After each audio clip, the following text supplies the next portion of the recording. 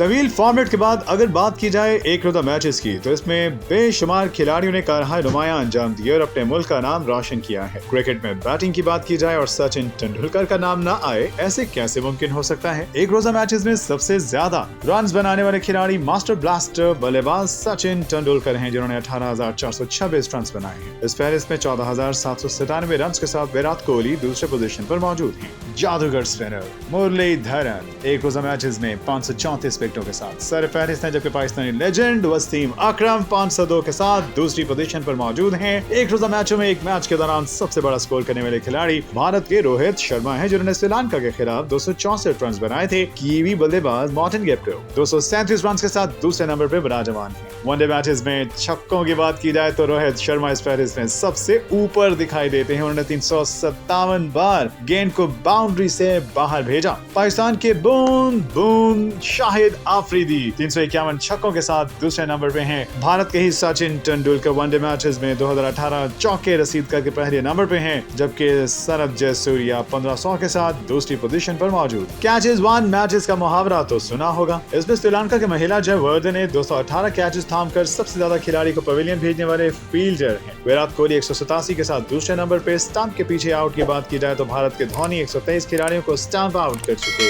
इस फहरिस्त में दूसरे नंबर पर श्रीलंका के कुमार संगकारा हैं, जिन्होंने 99 खिलाड़ियों को मैदान बदर किया है।